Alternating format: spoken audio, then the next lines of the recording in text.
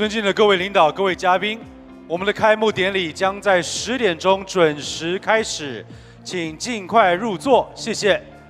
本次论坛提供英语和普通话的同声传译，每一位嘉宾的桌上也都有音响设备，请您自行选择语言频道。有需要的话，可以请工作人员们协助，谢谢。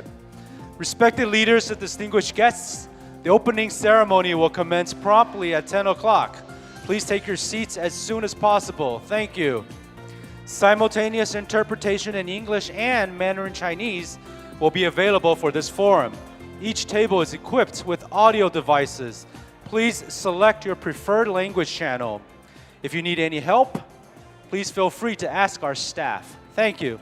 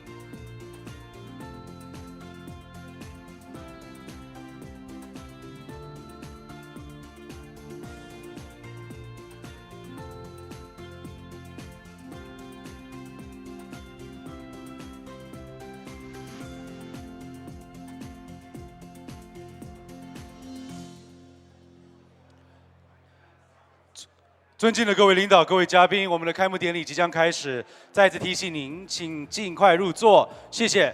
同时，为了确保本次论坛的顺利进行，请也保证您的收听效果，请您将你的手机关机或者调成静音的状态。多谢合作。Ladies and gentlemen, our opening ceremony will begin momentarily. Please take a seat as soon as possible. Thank you. In the meantime, to ensure that the smooth running of the forum and to optimize your listening experience, we kindly request that you please turn off or switch your mobile phones to silent mode. Thank you for your cooperation.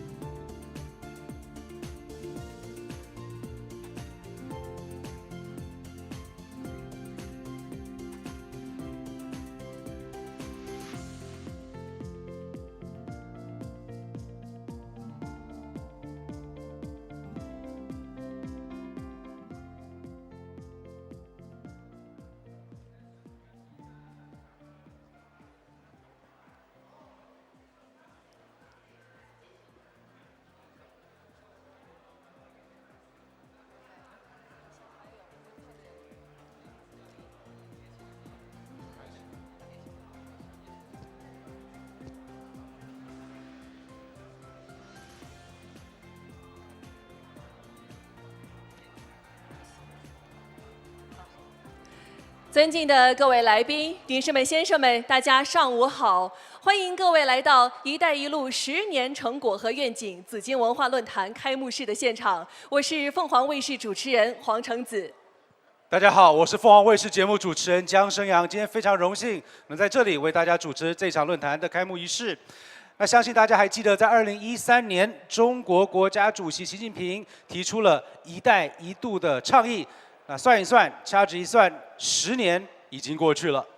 是啊，今天紫荆文化集团在此隆重地举办这样一场论坛，就是希望能够邀集中外嘉宾，我们共同来回顾过去10年“一带一路”建设所取得的辉煌成就，也共同展望未来“一带一路”的高质量发展前景，也让我们共同讲好共建“一带一路”的故事。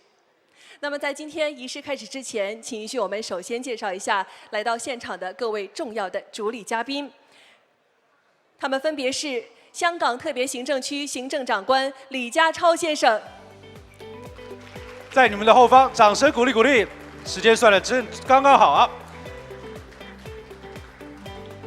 我们也邀请外交部驻港特别行政区特派员公署特派员刘光源先生。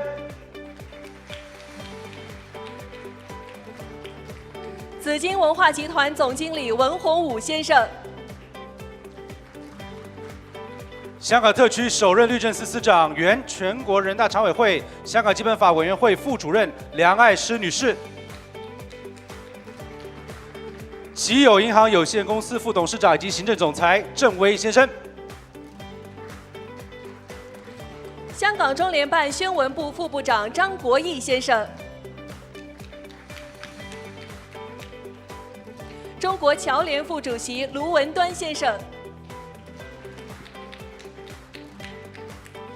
全国政协常委、香港福建社团联会荣誉主席吴良好先生，全国政协常委、香港贸易发展局主席、香港“一带一路”总商会理事会主席林建岳先生，全国政协常委、中国和平统一促进会香港总会会长姚志胜先生，香港中国企业协会副会长兼总裁于晓先生，联通国际董事长、总经理孟树森女士，紫荆杂志社社长杨勇先生。另外，出席今天论坛的重要嘉宾还有原全国政协常委杨孙熙先生、林淑仪女士、周安达元先生，原全国政协专委会副主任施子清先生，还有印度尼西亚共和国驻华大使周浩黎先生 ，Johari Ortmagan, Ambassador of the Republic of Indonesia to China。香港特区行政会议成员汤家华大律师先生、陈清霞女士，外交部驻香港特区特派员公署新闻及公共关系部主任黄景瑞先生，还有全国政协委员、香港大公文汇传媒集团董事长、总编辑李大宏先生，全国政协委员何汉全先生、胡建江先生、施清流先生、董吴玲玲女士、马浩文先生、林禄先生。另外，今天也有多位立法会议员拨冗来到了我们论坛现场，他们分别是邵家辉先生、荣海恩女士、江玉欢女士、周文港先生、邱达根先生、洪文女士、陈月明女士、陈家佩女士、陆汉明先生、刘志鹏先生、简慧敏女士、严刚先生、上海龙先生，欢迎你们！欢迎你们！出席今天论坛的还有来自“一带一路”沿线国家的外宾，他们分别来自土耳其、波兰、印度尼西亚、新加坡、哈萨克斯坦、马来西亚、泰国的驻港领事馆总领事以及代表，印度尼西亚、新加坡、马来西亚等国的驻港商会代表，以及来自英国、美国、塞尔维亚、哈萨克斯坦、阿联酋等国外的嘉宾。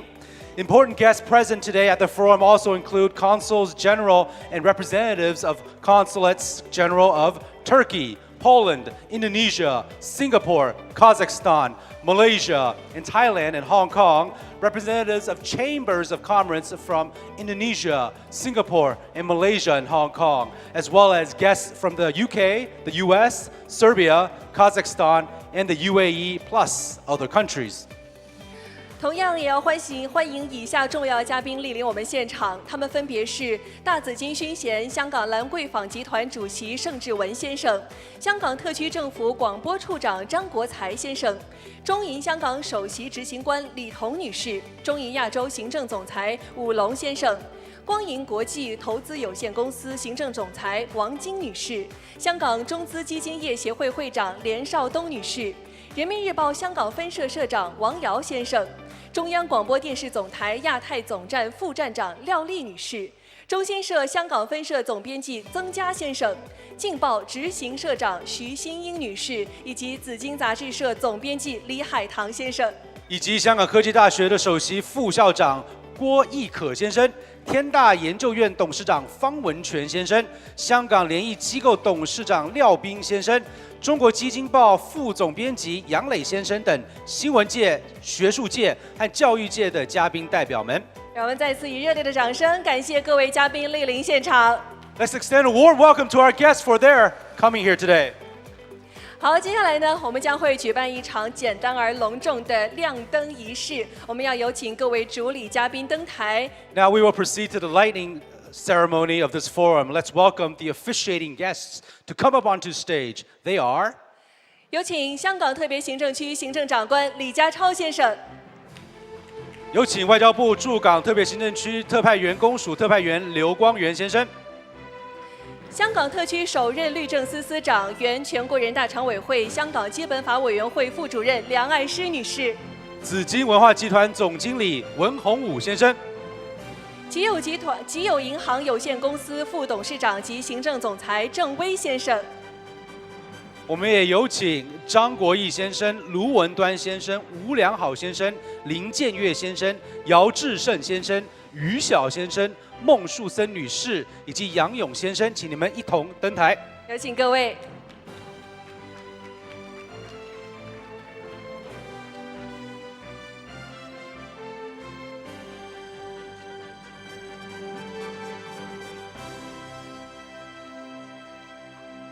好，让我们的嘉宾就位之前，在各位嘉宾前排第一排的嘉宾前面看到都有一个亮灯的装置，届时我们数3、2、1，再请你们将你们的右手放在这个装置板上啊，3、2、1再放啊。好，准备好了吗？好，现在随着我的口令，我们数3、2、1，一起按下啊，来，3、2、1，按下。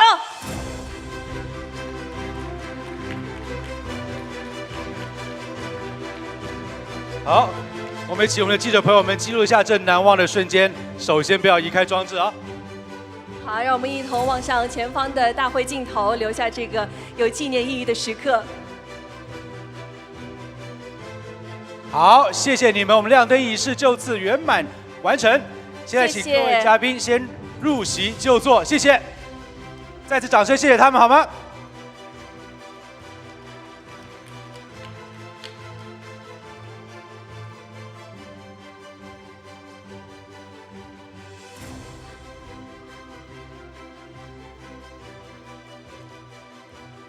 尊敬的各位来宾、女士们、先生们，“一带一路”倡议提出10周年了，而这10年来，中国和沿线国家共建“一带一路”所取得的丰硕成果，相信是大家有目共睹的。而接下来到了未来，如何继续增进国际社会对这个“一带一路”倡议的认识和理解，需要在座的各位继续贡献你们的智慧和你们的力量。Distinguished guests, ladies and gentlemen, the Belt and Road Initiative, which I will call BRI, has been proposed since 2013. In the past 10 years, China and countries along the BRI have made fruitful achievements in jointly building the BRI. Now, in the future, promoting shared benefits and common understanding of the Belt and Road Initiative requires wisdom and strength from all of you participating countries.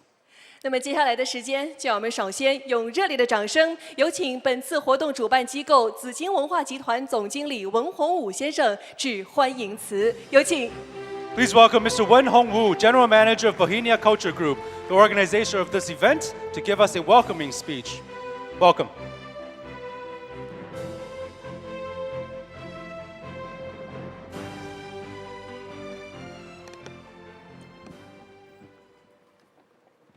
"尊敬的李家超行政长官、刘光源特派员、各位嘉宾、女士们、先生们、朋友们，大家上午好。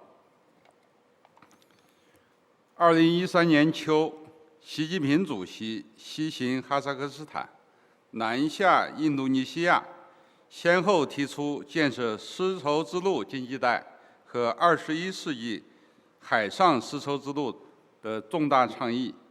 这一倡议提出以来，共建“一带一路”从夯基垒台、立柱架梁到落地生根、持久发展，已成为开放包容、互利互惠、合作共赢的国际合作平台。今年是“一带一路”倡议提出的10周年，在这个重要时刻，来自“一带一路”沿线国家和地区的专家学者、大使、领事和香港各界人士齐聚湘江之办，出席紫荆文化论坛，共同回顾“一带一路”10年的建设辉煌成就，展望“一带一路”高质量发展的美好前景。在此，我谨代表主办方向与会的各位嘉宾和朋友表示热烈的欢迎和衷心的感谢。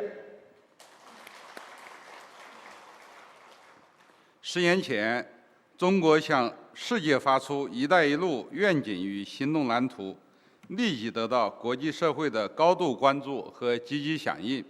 10年来，习近平主席高度重视“一带一路”建设，亲自倡议、亲自部署、亲自谋划、亲自推动，引领共建“一带一路”不断走深走实。10年来，在各方共同努力下，“一带一路”从理念转化为行动，从倡议变为共识，从愿景成为现实，走出一条高质量建设之路。无论是基础设施的硬联通、规则标准的软联通，还是人民之间的心联通，都取得了实打实沉淀的成果。“一带一路”的国际影响力越来越强，合作吸引力越来越大，朋友圈越来越广，为实现世界共同发展繁荣注入了强大的推动力。我们高兴地看到，共建“一带一路”在新的历史条件下，继承发扬丝绸之路精神，把中国的发展同沿线国家的发展结合起来，把中国梦和沿线各国人民的梦想结合起来，是中国共产党、中国政府和中国人民推动构建人类命运共同体的重要实践，也是中国向世界提供的重要全球公共产品和国际合作平台。知名未来学家赖斯比特夫妇出版一本《世界新趋势》，他们在书中这样评价“一带一路”的倡议：历史上从来没有谁尝试通过一系列政策的实施，在经济领域将这么多国家和大洲连接起来。我们高兴地看到，共建“一带一路”倡议及其共商共建共享的核心理念，已经写入联合国20国集团、亚太经合组织以及其他区域组织等有关的文件中。中国与世界超过3/4的国家、32个国际组织签署了200多份共建“一带一路”的合作文件。“一带一路”倡议已被国际社会广泛认同和接受。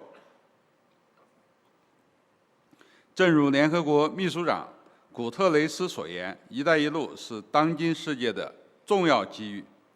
我们高兴地看到，“一带一路”倡议带动了近万亿美元的投资规模，形成了3000多个中外合作项目，让沿线国家4000多万人口摆脱贫困。哈萨克斯坦第一次有了自己的出海通道，印度尼西亚建成了东南亚第一条高速铁路，塞尔维亚在多瑙河上架起了近70年以来的首座新桥。中欧班列10年累计开行突破6.5万列，通达欧洲25个国家、208个城市，被誉为连通欧亚的钢铁驼队。这一架架连心桥、一条条致富路，极大提升了沿线国家民众的获得感与幸福感。我们高兴地看到“一带一路”延伸之处，人文交流聚集活跃，智库、媒体、教育、医疗、科技、能源等领域的合作联盟纷纷建立，文化年、旅游年、艺术节、电影节、学术论坛、体育赛事等人文合作项目百花纷呈。频繁往来的人文交流，让沿线国家人民的心越来越近，凝聚起携手打造绿色、健康、和平丝绸之路的强大合力，让“一带一路”建设有了更加深厚的土壤。女士们、先生们、朋友们，习近平主席指出，中央全力支持香港抓住国家发展带来的历史机遇，主动对接“十四五”规划、粤港澳大湾区建设和“一带一路”高质量发展等国家战略。香港作为“一带一路”的重要节点，是共建“一带一路”的积极参与者、贡献者，也是受益者。自“一带一路”倡议提出以来，香港各界纷纷响应，主动对接。特区政府全力发挥香港作为共建“一带一路”功能平台的角色，众多香港企业家和专业服务界人士积极到“一带一路”沿线国家拓展业务、寻找商机。在国家的支持下，香港凭借背靠祖国、联通世界的独特优势，在国际项目投融资、离岸人民币业务、专业服务支持和经贸交流合作等方面都取得亮丽的成绩，为“一带一路”建设贡献了香港力量。女士们、先生们、朋友们，紫荆文化集团自2020年底组建以来，坚持立足香港、深耕大湾区、面向世界，致力于向世界讲好中国故事，传播好中国声音，推动中外文化交流互鉴。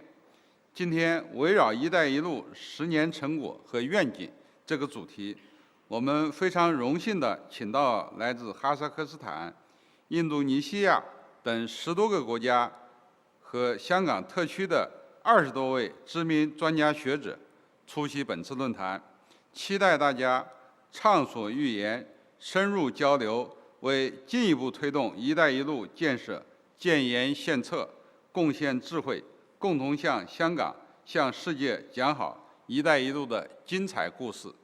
最后，祝“一带一路”10年成果和愿景紫荆文化论坛圆满成功。谢谢大家。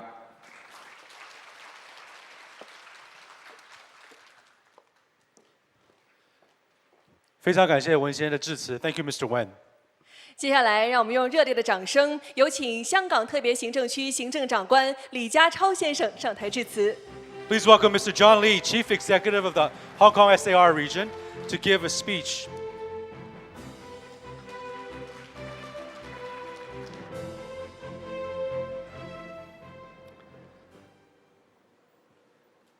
Commissioner Liu Guangyuan, Mr.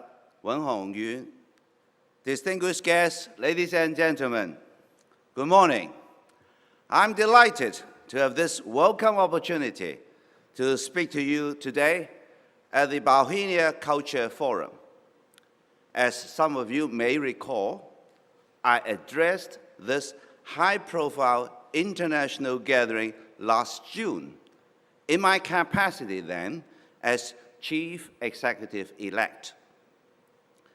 A year ago, we were celebrating the 25th anniversary of both the establishment of the Hong Kong Special Administrative Region and the implementation of one country, two systems principle. The unique principle that has been guiding our progress since Hong Kong's return to the motherland in 1997. The principle has bestowed upon us the strong support of national strategies as well as an unparalleled connectivity with the world. On this day, thanks to our organizer, the Bauhinia Culture Group, I'm pleased to speak to you on the occasion of the Belt and Road Initiative's 10th anniversary. Since President Xi Jinping announced the vision of the Belt and Road in 2013, this all-embracing global initiative has inspired regional and international collaboration in policy, infrastructure, trade, finance, people-to-people bonds, and much more. Today, more than 150 countries and over 30 international organizations have signed Belt and Road agreements with our country. Together, they account for about 40% of global GDP and 45% of the world's merchandise trade. The Belt and Road has become now a big, important impetus in forging ties among countries, regions, and peoples. It has enabled cooperation with numerous regional and country-based development strategies, including Indonesia's Global Maritime Fulcrum, Saudi Vision 2030, and the African Union Agenda 2063, to name but a few. Over the last decade, trade has expanded tremendously along the Belt and Road.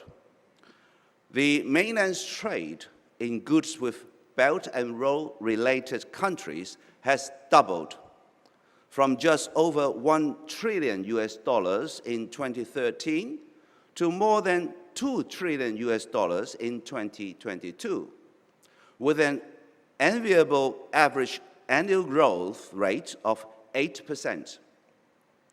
By the end of 2022, Chinese enterprises had invested more than $57 billion in the economic and trade cooperation zones of Belt and Road-related countries. With the pandemic easing and the world largely back to normal, the future of the Belt and Road is all the more promising. And that, ladies and gentlemen, is good news for Hong Kong, a functional platform for the Belt and Road Initiative. With our many compelling advantages under the one country, two systems principle, we are the Belt and Road's pivotal gateway. We make things happen. At last year's Belt and Road Summit held here in Hong Kong, the then Vice Premier Hang Zheng reaffirmed Hong Kong's role as a participant, contributor, and beneficiary of the Belt and Road. As a leading international financial center and the world's largest offshore renminbi business hub, Hong Kong is committed in supporting the financing needs of Belt and Road companies and their wide-ranging projects and investments. Beyond capital, Hong Kong is blessed with world-class professional services, from feasibility studies, project management and architectural and engineering design, to risk management, insurance, legal and arbitration services, and more. Everything, in short, the Belt and Road needs to flourish. And of course, As the business bridge between the mainland and the rest of the world, Hong Kong is a natural base from which to expand into thriving markets throughout the Asian region and beyond. To seize the vast opportunities ahead, the Hong Kong SL government is busy renewing and building our links with Belt and Road countries and regions. I'm determined to pursue rewarding collaboration between Hong Kong and economies along the Belt and Road in trade and investment, innovation and technology, infrastructure development, and a whole lot more. In February, I led a high-level business delegation to Saudi Arabia and the United Arab Emirates. The Middle East region is important to the Belt and Road and its future. And I'm confident it will become increasingly important to Hong Kong and our future. During our visit, a total of 13 MOUs and cooperation letters of intent were signed between Hong Kong and Middle East organizations. We also learned the encouraging news that the Dubai International Chamber would open a new representative office in Hong Kong. Different Hong Kong companies that accompanied me on the visit are now closing in on business deals in the Middle East. I would say that it was a great start. And we haven't stopped since then, not for a moment. A number of potential investors from the Middle East have visited Hong Kong since our February trip, and I personally met a lot of them. They include key decision makers from family offices.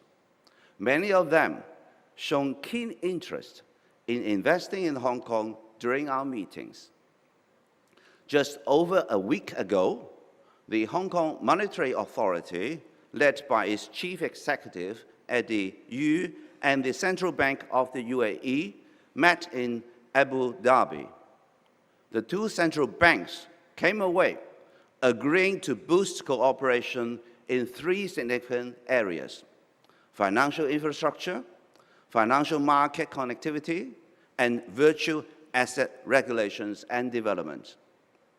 They also held a seminar focused on key opportunities between Hong Kong and the UAE, and a panel discussion attended by some 80 senior representatives from more than 50 UAE financial institutions and corporations. The heads of major Hong Kong banks also took part. I'm pleased to note as well that different Hong Kong business delegations have visited the Middle East to boost our economic cooperation and explored opportunities with some of the first countries to join the Belt and Road Initiative. Ladies and gentlemen, when I spoke to you this time last year, I promised that my governing team would be results-driven with a strong team spirit of collaboration and unity. A year on, we remain committed to realizing our goal of making a decidedly positive difference for the economy and the people of Hong Kong. My team and I look forward to promoting Hong Kong to other Belt and Road countries and regions. They include our close trading partners, the 10 member states of ASEAN. They also include countries in Central Asia, Eastern Europe, Africa, and all other economies looking to do business with Hong Kong, our country, and the flourishing Asian region. For those of you looking for the right partners to capitalize on Belt and Road opportunities, join us here in Hong Kong at the 8th Belt and Road Summit on September 13th and 14th. Jointly organized by the Hong Kong SL government and the Trade Development Council, the Belt and Road Summit is renowned as one of the largest and most important Belt and Road business and investment platforms for enterprises from Hong Kong, the mainland, and overseas.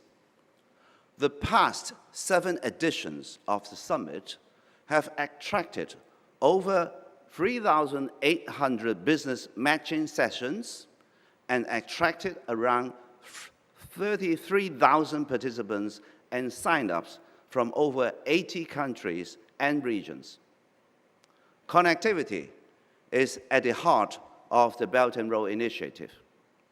With the unwavering support of our country and the manifold advantages we can offer, Hong Kong will continue to do what Hong Kong does best, connecting countries and economies, companies and people everywhere to drive high-quality development of our country and the world. On that note, I wish you all a rewarding forum and the best of business and health in the coming year. Thank you very much.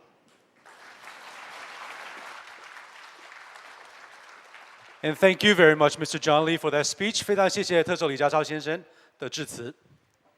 接下来，让我们掌声有请外交部驻香港特区特派员公署特派员刘光源先生上台致辞，有请。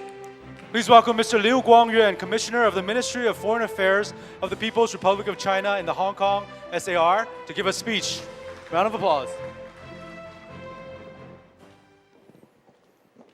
Honorable Chief Executive John Lee, General Manager Wen Hongwu, distinguished guests, ladies and gentlemen, good morning.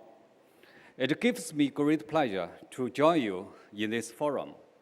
On behalf of the Commissioner's Office of the Ministry of Foreign Affairs in Hong Kong, I wish to extend warm congratulations on the opening of the forum.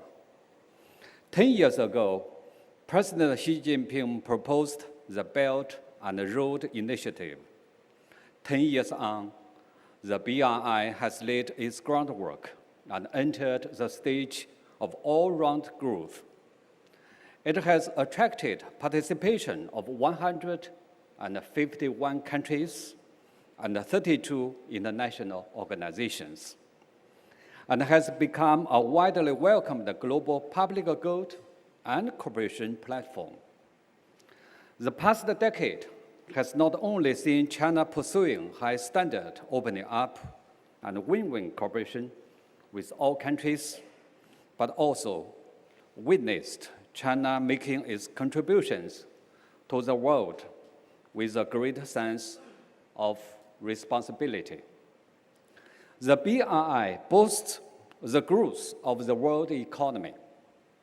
The BRI adheres to the right course of economic globalization and strives to build partnerships for common development and prosperity of all countries. Over the years, the basic BRI framework of 6 economic corridors, 6 connectivity networks, and multiple countries and ports in different parts of the world has taken shape. Under this framework, a large number of cooperation projects have been carried out, injecting continuous energy to the world economy. From 2013 to 2022, China's trade in goods with Belt and Road countries grew at 8% on average every year. And the two-way investment between China and those countries surpassed $270 billion. As China is building a new development paradigm, cooperation in areas of health, environment, digital economy, and innovation will be further expanded, which will serve as a new engine of growth for all partners. The BRI improves the well-being of people of all countries. The Belt and Road Cooperation focuses on eradicating poverty, creating jobs, and improving people's livelihood. In Senegal, China carried out well drilling projects and helped 1/7 population of the country to drink clean water. In Pakistan, China conducted coal power projects and provided electricity to 4 million people. China has also exported Juncao technology to more than 100 countries and created hundreds of thousands of jobs there. Through these efforts, China has helped Belt and Road countries reduce poverty, and their people enjoy a real sense of happiness. 40 million people around the world are likely to be lifted out of poverty with China's contribution. As UN Secretary General said that the BRI is an initiative that aims to leave no one behind on the path of development. The BRI helps to improve global governance.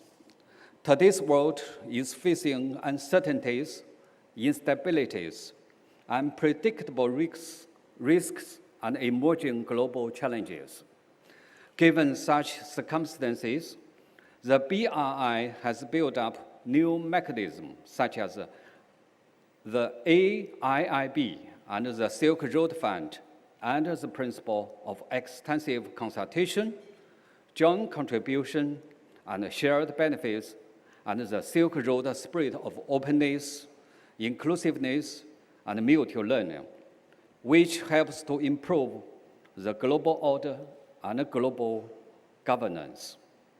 Over the past decade, the BRI has been effectively aligned with development strategies of various countries and different region and international development agendas. Belt and Road Cooperation has also been written into many multilateral documents, showing that China hopes to join hands with each other instead of let go of each other's hands, tear down walls instead of erect walls, and that China is committed to building a community with a shared future of mankind together with all countries.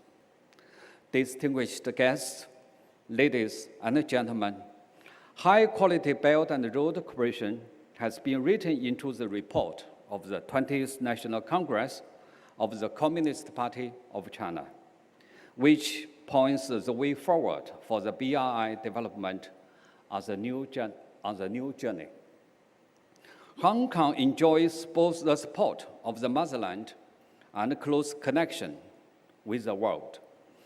It is not only a participant, a contributor, and also a beneficiary of the Belt and Road Cooperation.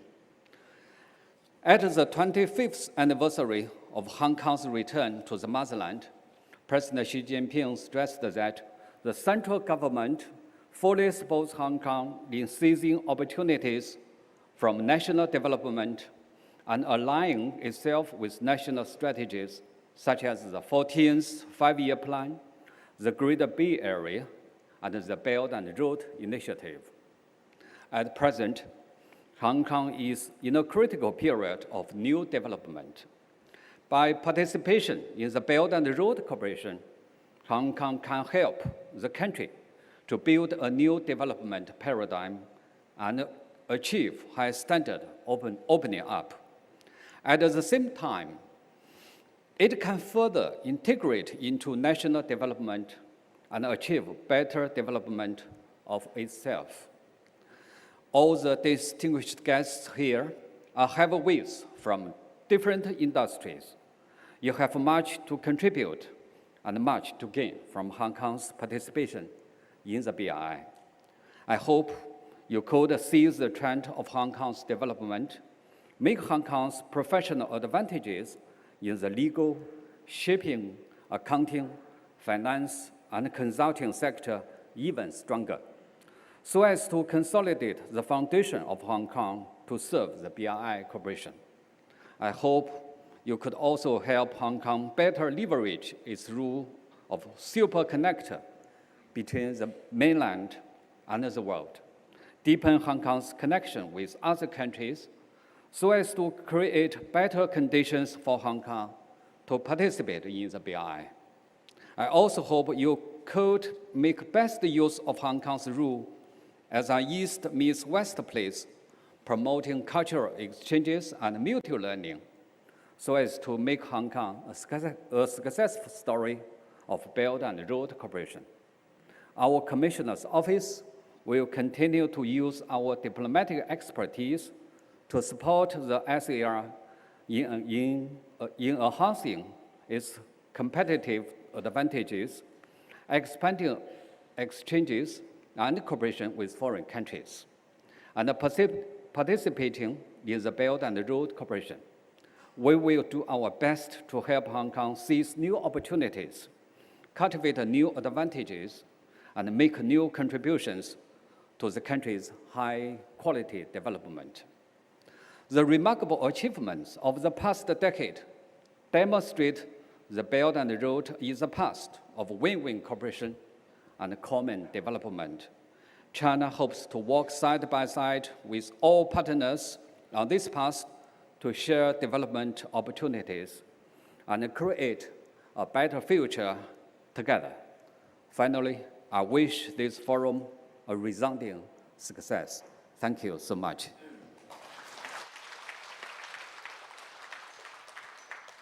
And thank you, Mr. Liu, for that speech. 非常谢谢刘光源先生致辞。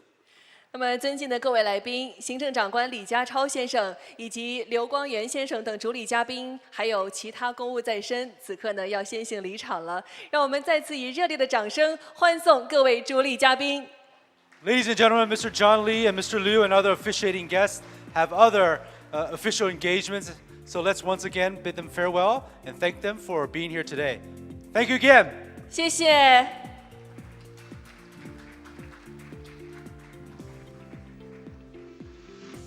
我们本次的论坛呢，也得到了香港各界的积极响应和大力支持。接下来啊，我们也将为联合主办机构、协办和支持机构颁发纪念牌，来表达我们最衷心的感谢。This forum has received positive responses and strong support from all sectors in Hong Kong. Now, the next step is to present commemorative plaques to our co-organizers, co-sponsors, and supporting organizations.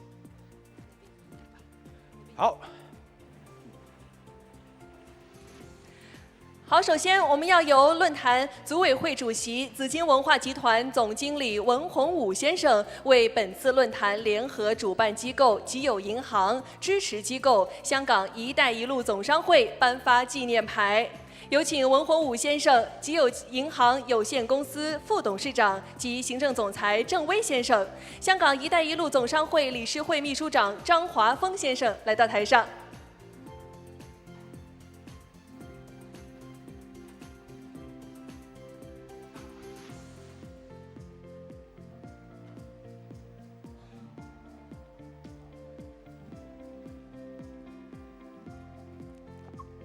好，有请文宏武总经理为集友银行、香港“一带一路”总商会颁牌。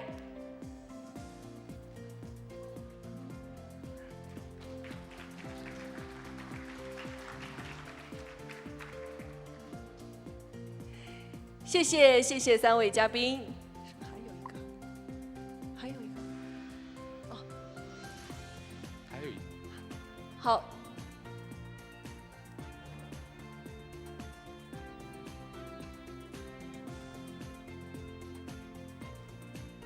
好，请三位嘉宾望向前方镜头，谢谢。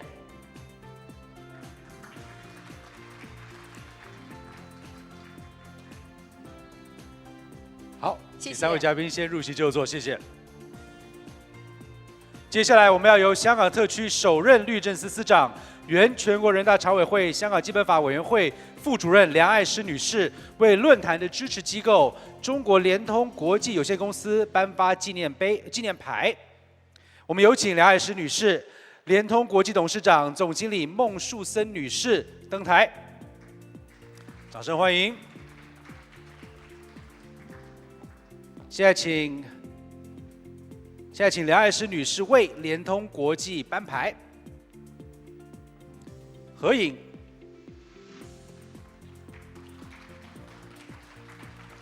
好，谢谢两位，谢谢两位女士，谢谢，请先回座，谢谢。接下来要有请论坛组委会副主席、联合主办机构集友银行有限公司副董事长及行政总裁郑威先生为论坛合作机构香港印尼研究学社颁发纪念牌。有请郑威先生、香港印尼研究学社社长杨仁先生登台。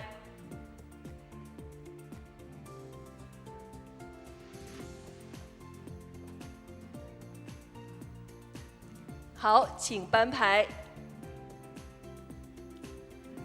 同时也请我们的嘉宾望向镜头。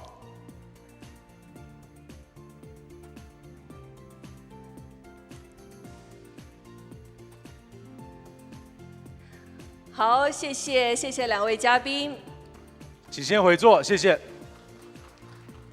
我们再一次以热烈掌声给各家机构对本次论坛给予的大力支持表示感谢。好，接下来要进入我们今天论坛的主旨演讲环节了。在这个环节当中呢，来自“一带一路”沿线国家的驻华使节、知名专家学者，还有香港行业精英，将会从不同的视角分享他们对于“一带一路”的理解和认识。Now we are going to enter our keynote speech session. In this session, ambassadors in China from countries along the Belt and Road, renowned experts and scholars, as well as industry elites from Hong Kong will share their understanding and insights of the BRI from their unique perspectives. 首先要掌声有请印度尼西亚共和国驻华大使周浩黎先生上台发言。To kick things off, we would like to give the floor to Mr. Johari Ormangan, Ambassador of the Republic of Indonesia to China. Welcome.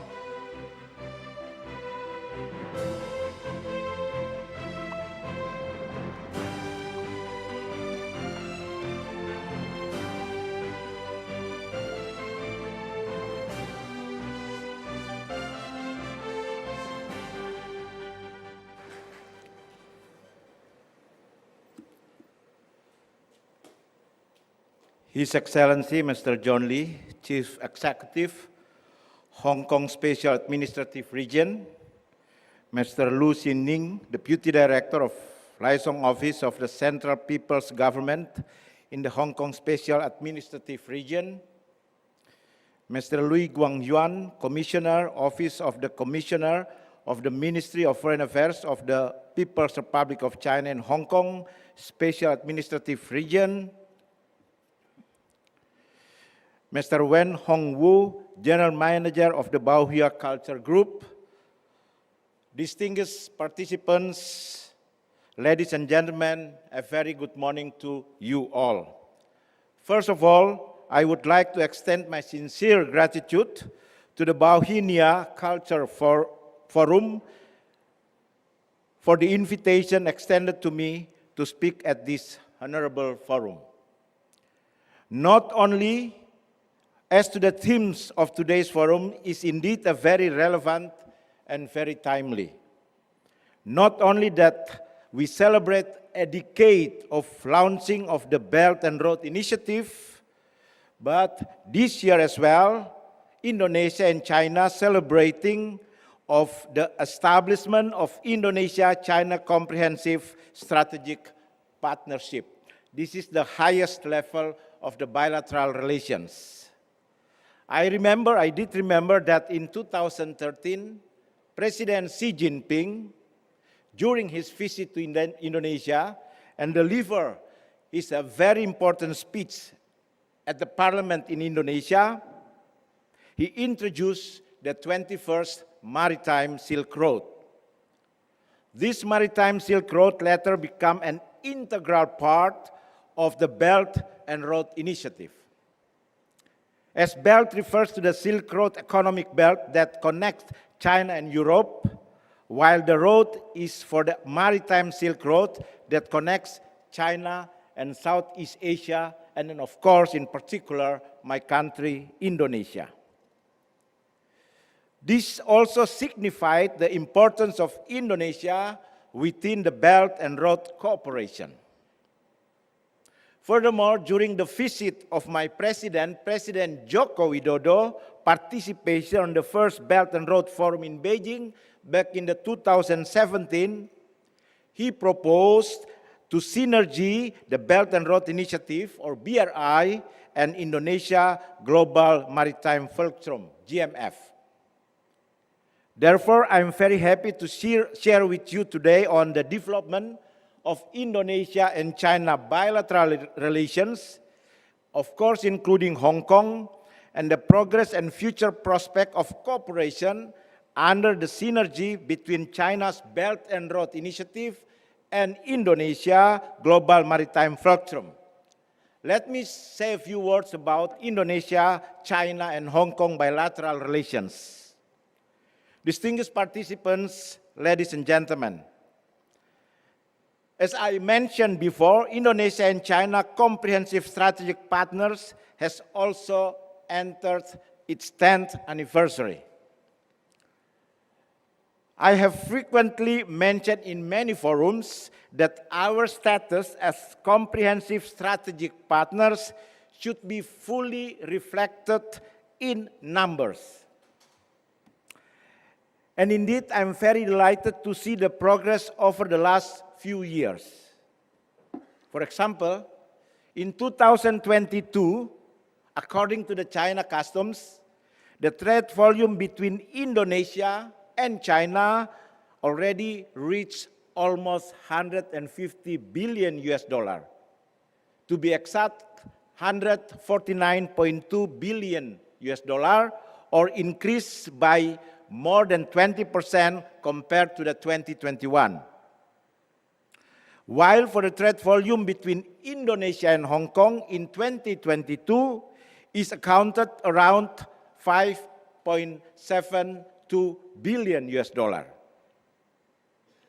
For the first quarter of 2023, trade between Indonesia and China has reached 36.3 billion US dollar, up by 10.7% year-on-year basis, and between Indonesia and Hong Kong have reached 1.2 billion US dollar.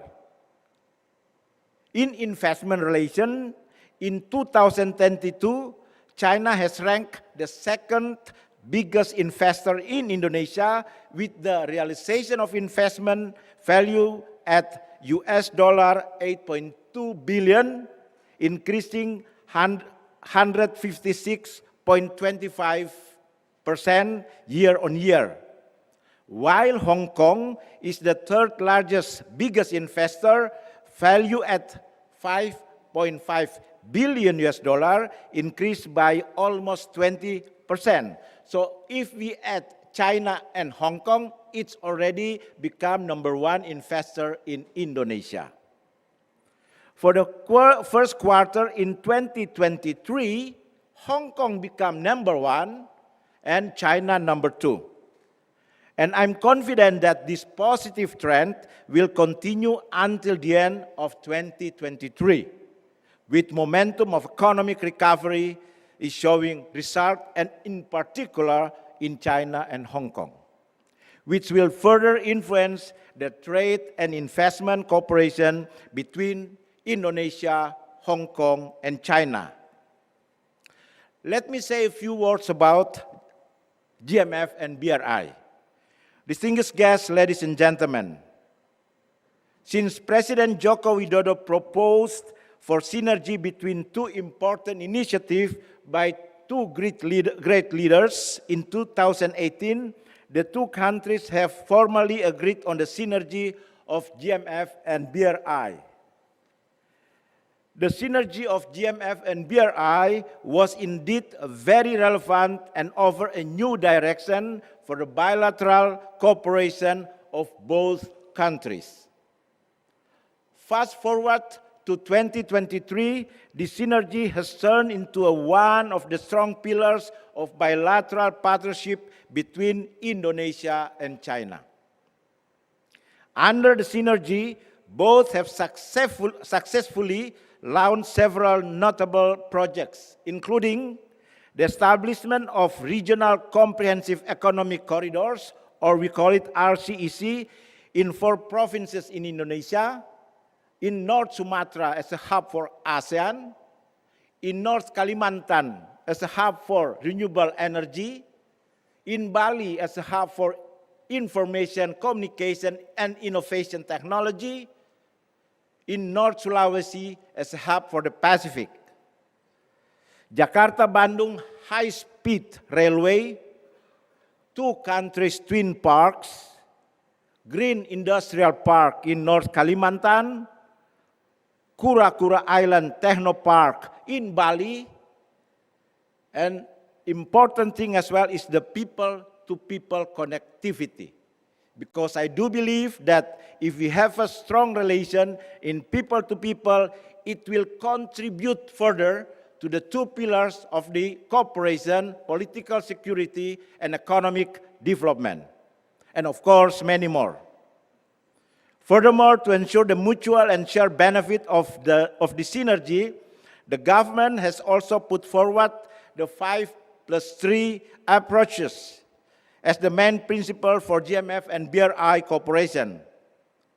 These 5 approaches are high environmental standard, integrated development approach, the usage of Indonesian labor, technological transfer, and international best practices. While the +3 principles are business to business, market-oriented, and government support when is needed. We believe that by adhering to the 5+3 approaches, we will be able to attract sustainable and high-quality investment in Indonesia's priority sectors. Distinguished guests, ladies and gentlemen, moving forward for future cooperation, for the Synergy and Global Maritime Forum and Belt and Road Initiative should be further expanded, not just in terms of hard connectivity and infrastructure development, but also in other cooperations such as the development of soft infrastructure, people-to-people exchanges, digital economy, health infrastructures. This is the lesson learned from COVID-19, new energy and sustainable development. Moreover, this cooperation should be based on an equal, open, transparent, and inclusive partnership. By expanding cooperation partners, network, and platform to support the synergy of GMF and BRI, including between Hong Kong, the Greater Bay Area, and targeted regions in Indonesia. Let me say a few words about ASEAN, China, ASEAN, Hong Kong, because Chairman Lee mentioned about ASEAN and Hong Kong cooperation. Since today, this year, Indonesia is the chairman of ASEAN. 2021, ASEAN and China celebrated 30th anniversary. And during the special summit in November 2021, we elevated as well the relation between ASEAN and China to become comprehensive strategic partnerships. And you know what happened since then? Both China and ASEAN became the largest trading partners. Last year, the trade volume between ASEAN and China almost reached $1 trillion. To be exact, $968 billion.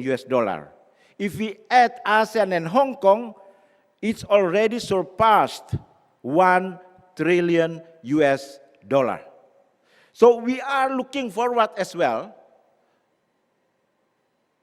for the better relationship between ASEAN, China, and Hong Kong. And since this year, we implemented the Regional Economic Corridor Partnership, RCEP, in which 15 members, to include 10 members of ASEAN, as partners to the agreement. So to add on the BRI, I think a lot of things can be done in the very near future. To conclude my remarks, I would like to emphasize that successful synergy of the GMF and BRI with its flagship projects carries an important message: how to strategic national visions can become a foundation of a strong and complementary bilateral relations. And this should be carried on to future cooperation by further promoting a mutually beneficial and high-quality projects between us. Last but not least, I wish this forum would offer fruitful discussions and concrete takeaways for all of us. Terima kasih, xie. Thank you very much.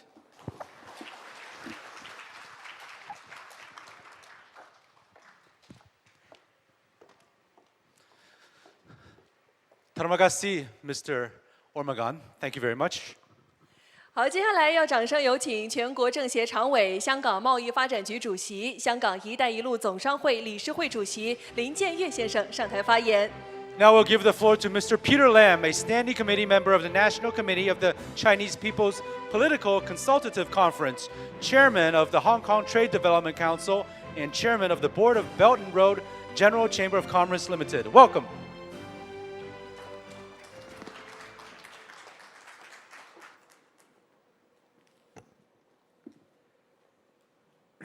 Distinguished guests, ladies and gentlemen, I'm delighted to share with you today the achievement of the Belt and Road Initiative over the past decade.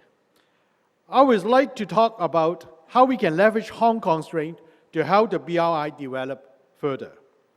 Over the past 10 years, Hong Kong has served as the preferred business platform for the BRI. It has continued to develop at rapid speed with the support of the central government and concert effort by the Hong Kong SAR governments and various sectors of societies. Especially in the realm of financial integrations, Hong Kong payment system has facilitated trade settlement in renminbi for business from Belt and Road economics, offering a wide range of financing and risk management service to enterprise and individuals engaged in the BRI. Since in 2016, the Hong Kong SAR governments have been working with the Hong Kong Trade Development Council to organize the annual Belt and Road Summit, which has become a leading global platform for exchange and cooperation among enterprises from the Hong Kong, the mainland, and overseas. To mark the BRI's 10th anniversary, TDC will co-organize with the Hong Kong SL governments the 8th Belt and Road Summit on the 13th to 14th of September. The Hong Kong TDC will continue to organize a series of business activities including networking, business matching, and mission to help Hong Kong SME seize opportunities in the Belt and Road economics. Hong Kong Chamber of Commerce leveraged the network to connect companies venturing into the Belt and Road markets with opportunities. The Big Data Comprehensive Service Platform for Overseas Hotspot Project of Chinese Enterprise, run by the Belt and Road Chambers of Commerce and the State Information Center, provides users with comprehensive investment information, analysis, and index reference to facilitate their investments in the Belt and Road market. It is crucial for Hong Kong to maximize its potential as a leading gateway, linking the mainland to the global market and play a bigger role in the continued development of the BRI. In light of this, I propose the following. Firstly, we should further capitalize on Hong Kong's advantage in common law and establish it as an international arbitration center for the BRI.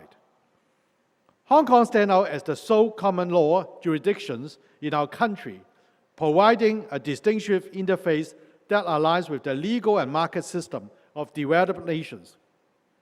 Given BRI's extensive reach across Europe and Africa, Hong Kong can further harness its expertise in common law to establish itself as an international arbitration center for the BRI to address legal disputes within the Belt and Road market. Secondly, we should leverage Hong Kong's advantage in the finance and professional service to establish a comprehensive service platform for the BRI. Finance and professional service play a pivotal role in Hong Kong engagement in the BRI.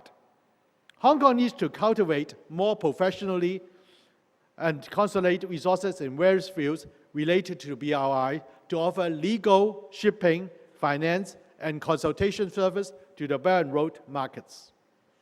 TDC has long organized international conferences, including the Asia Finance Forum and the Asia Summit on Global Health, to promote Hong Kong as a global hub for finance and professional services. Furthermore, Hong Kong will work closely cooperate with the Belt and Road countries to create an Asia healthcare investment platform and to promote business in the medical care, life and health, biotech, technological innovations, commerce and investments. Such endeavors will help Hong Kong develop into a biotech stock trading and financial hub. Thirdly, we should further leverage Hong Kong's positions as an international hub and share the stories and success of the BRI to enhance people-to-people connectivities. The Hong Kong business communities boost extensive global networks, enable it to play a significant role in fostering people-to-people connectivities under the BRI. The business sectors can organize group tours to key markets along the Belt and Road to increase networking and to engage in closer exchange and cooperation with more countries. The Hong Kong TDC, a pivotal platform for promoting Hong Kong, not only organized the Belt and Road Summit, but also hosts various international flagship events year-round. By capitalizing on the outreach effort of its 50 offices worldwide, Hong Kong TDC is able to widely share the story and success of the BRI. The central government supports Hong Kong in becoming a center of culture and artist exchange between China and foreign countries. Hong Kong should strive to enhance its cooperation in the areas with the Belt and Road countries, stage more exhibitions showcasing Belt and Road nations, and encourage the local business communities to create more internship related to Belt and Road countries for the younger people. By doing so, we can collectively build a pathway towards people-to-people connectivities. Fourth, we should further capitalize on the advantage of network of chambers of commerce to offer wider and support to Chinese enterprise worldwide participating in the BRI. Hong Kong chambers of commerce possess two advantages in promoting the BRI. Firstly, they enjoy an international edge. Over the years, Hong Kong chambers of commerce have formed closer partnership with Consulate in Hong Kong, Global Chamber of Commerce, and Overseas Chinese Business Associations, establish an extensive international network. Secondly, they serve Chinese-funded enterprise and have already established a robust global network of such enterprise. Those are well positioned to push for Chinese-funded enterprise participating in the BRI. These chambers of commerce can organize international forums and provide consultations, and pool together resources, assisting Chinese-funded enterprising in fostering connections with international business and exploring cooperation opportunities to expand the global presence. Fifth, we should actively cooperate with other cities in the Guangdong, Hong Kong, Macau, Greater Bay areas to extend business opportunities to the Belt and Road market. In June 2021, TDC had launched its Go GBA one-stop platform, which provides policy update, training, advisory service, business matching, and networking opportunities for those wishing to expand the business in the GBA. Hong Kong has further leveraged its position in the GBA and joined forces with other cities in the GBA to play a more central role in the international circulation strategies. The innovation and tech enterprise in the GBA can enhance cooperations and venture into the Belt and Road markets. We can capitalizing on the overseas economic and trade cooperation zone established by China along the Belt and Road, seeking preferential policy from the central governments for Hong Kong enterprise to enter these zones. Alternatively, enterprise in the GBA can forge a partnership to establish production base and supply chains, giving full play to Hong Kong roads as a pivotal hub for international circulations. As you can see, there are many opportunities to increase exchange, cooperations, and partnerships. And Hong Kong will continue to leverage its many advantages to support the growth of the Belt and Road Initiative and ensure the BRI continue to flourish in the years ahead. Thank you.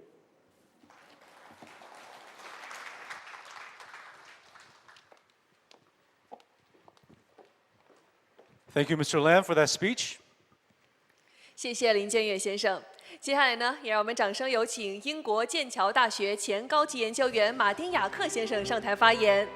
Now we'd like to give the floor to Mr. Martin Jacks, former senior fellow at the University of Cambridge. Welcome.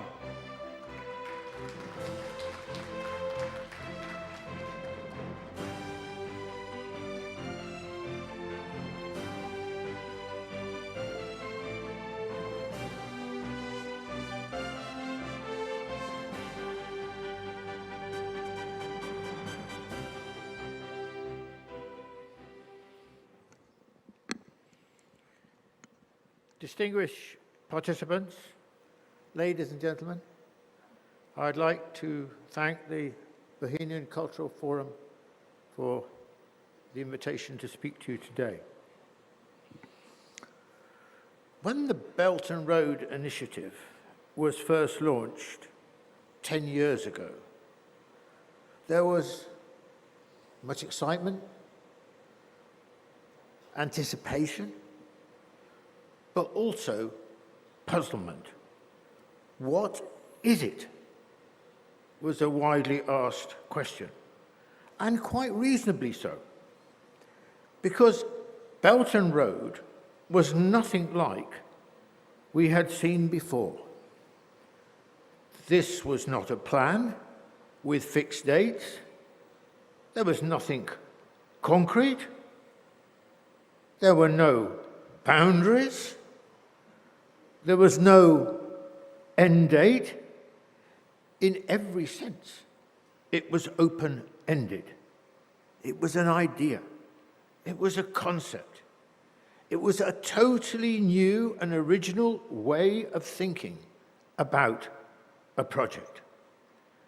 Furthermore, it was on the hugest of scales, encompassing the great majority of the world's population. We have never seen anything like this before. The nearest was America's Marshall Aid Plan between 1947 and 1952. But that was puny in comparison. The point of departure for the idea of Belt and Roads was a reflection on China's own transformation. What lessons might be drawn from this for the developing world? What could the developing countries learn from it? At the heart of China's own transformation was state-led, large-scale investment in infrastructure.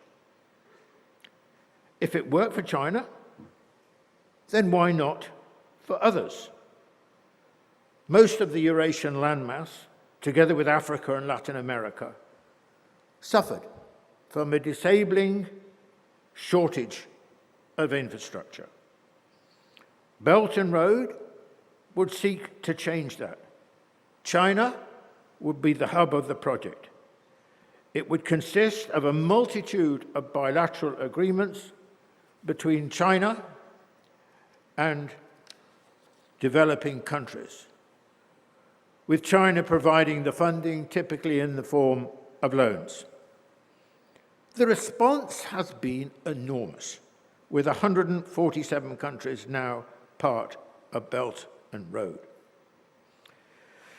If many scratch their heads in puzzlement about Belt and Road when it was first announced, this has long ceased to be the case.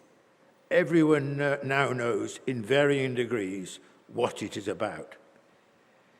In 10 short years, it has become part of the global geoeconomic firmament, no less than the International Monetary Fund and the World Bank. Let's remind ourselves where China was in 2013 when it was launched. It was in the process of emerging from the era of Deng Xiaoping, during which the overriding priority had been China's own economic development. It was quiescent on the global stage, seeking to keep a low profile, a rule taker, not a rule maker. famous for its extraordinary economic growth rate, but not for its international initiative, which it sought to avoid. Little did we know at the time, but the launch of Belt and Road was to signal a huge shift in China's relationship with the world. It marked the moment of China's coming out, and it was to prove remarkably successful. It is not an exaggeration to argue that over the decade of its existence, it has changed the world. In what ways? First, Belt and Road promoted the question of development to a position of fundamental centrality on the global stage. The West had always paid little more than lip service to the developing world, which it looked down upon and treated in an exploitative, authoritarian, and paternalistic manner. Belt and Road offered a new kind of solution for the developing countries. And in the process, the developing world came to occupy an increasingly important position on the global stage. Second, Belt and Road forged a new relationship, a new kind of relationship between China and the developing world. China came to be seen as the champion of the developing countries. It became a powerful voice on behalf of the developing countries, not just by word, but crucially, by deed. Third, Belt and Road paved the way for a new kind of global alignment, and as a result, a new kind of global politics. The relationship between China and the developing world is not based on a shared view of politics or ideology, nor military alliances, but on the most important issue facing the great majority of the world's population, that of development. This is entirely different from the West's approach. Belt and Road has been the agency and stage for this shift, which we see expressed in many different ways, including the very independent attitude of the global South towards the Ukraine war. Belt and Road has heralded the rise of geoeconomics as a new force in geopolitics. Fourth, Belt and Road has introduced, for the first time, key tenets of Chinese philosophy to the wider world. For over 2 centuries, the language and concepts of international relations and international politics have been exclusively Western. That era is now well and truly over. With Belt and Road has come new ways of thinking. The ability to think in truly global terms, because development is quintessentially a global issue. A very different idea of time, in which timescales are hugely longer, far from being limited to a few years or at most a decade, as in the Western mind. In the case of Belt and Road, we must think in terms of half a century, or even without any time limits at all. Such is the challenge of development. Then we have the idea of win-win relationships rather than zero-sum thinking. And Belt and Road, of course, is the living embodiment of China's concept of a community of shared destiny. Belt and Road, if you like, is a crash course in Chinese philosophy. Fifth, Belt and Road is an entirely new kind of international institution. The international system has been dominated by US-style institutions like the IMF and the World Bank, whose distinctive characteristic is that they represent and speak on behalf of a small minority of humanity. Belt and Road, in contrast, is a new kind of international institution that seeks to represent 85% of the world who live in the developing countries. It offers us a glimpse of a very different kind of international system in which the interests of the majority rather than the minority predominate. Belt and Road comprises the great majority of the world's nations. They are drawn from across Eurasia, including Central Asia, Southeast Asia, South Asia, and the Middle East, and parts of Europe, together with Africa and Latin America.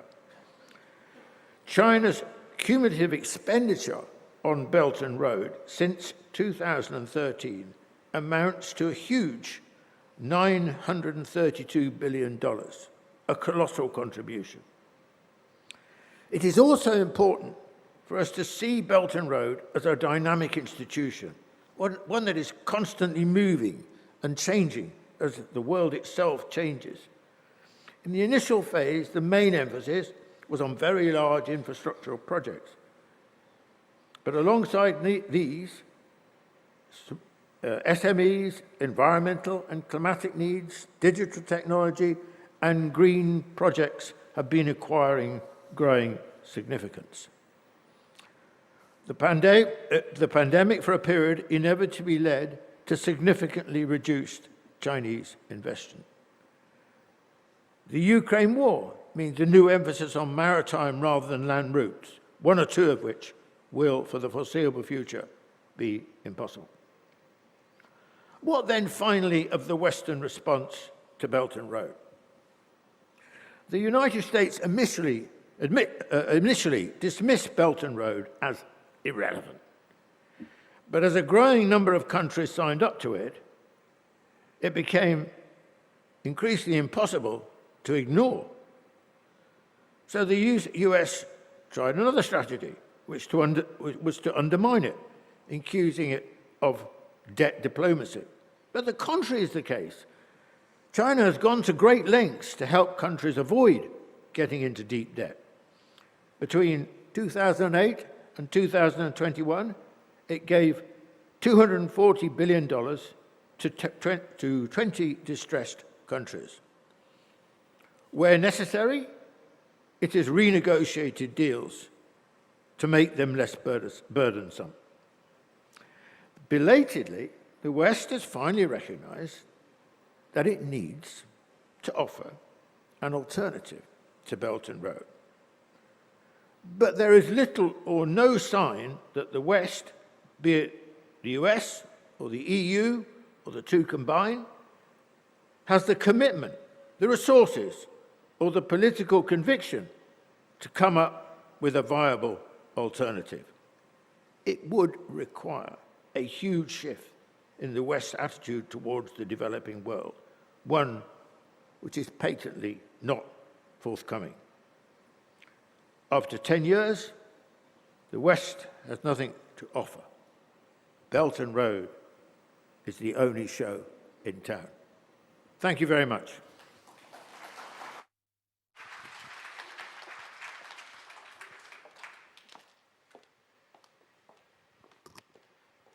Thank you, Mr. Jacks, for that speech. 好，接下来的时间也要有请本次论坛联合主办机构集友银行有限公司副董事长及行政总裁郑威先生上台发言，有请。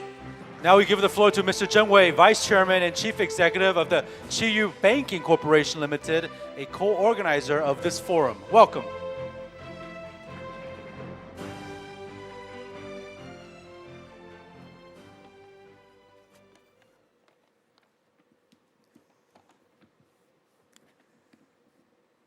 紫荆文化集团文宏武总经理，各位嘉宾、各位朋友，大家上午好！非常高兴能够受邀出席“一带一路”10年成果和愿景论坛。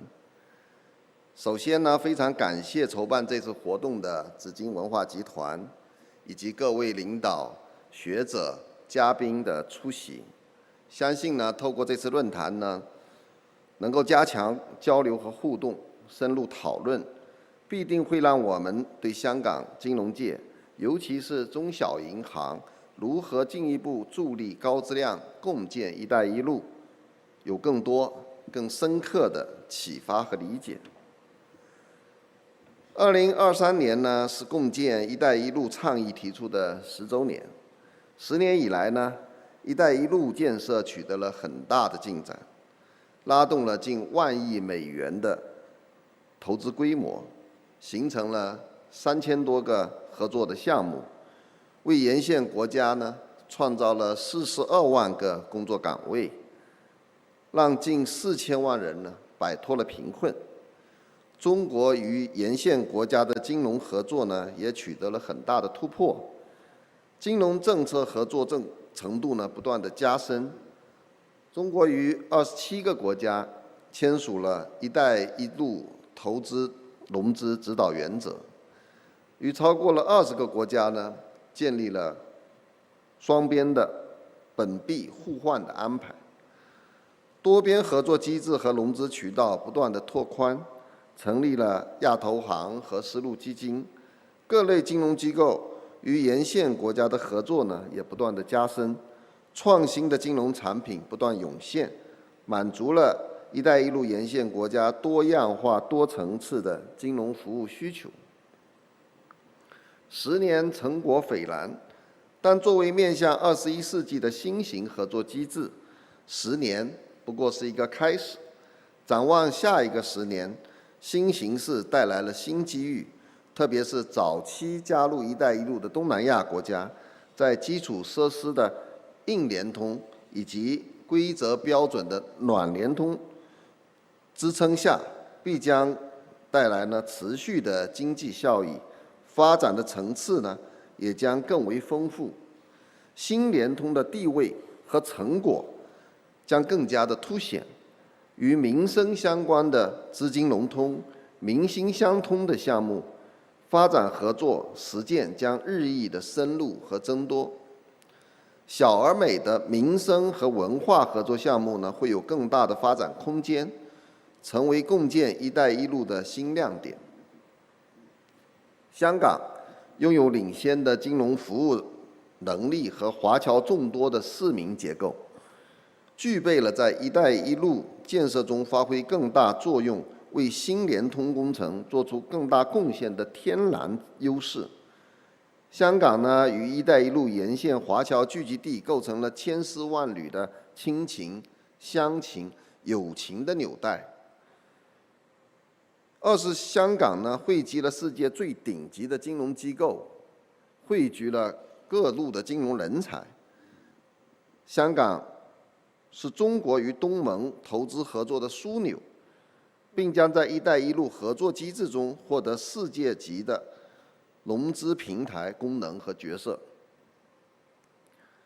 香港金融服务的支柱是由大大小小、形形色色180多家的银行组成的，不同的银行呢也各有侧重，有的银行呢是主打国际贸易的，有聚焦英国及英联邦国家的客户的，有强于汇兑，有专精于大项目投资并购的。但是若以服务小而美的民生项目而言呢，深入东南亚华人华侨人心而论呢，集友银行特色呢是比较鲜明的。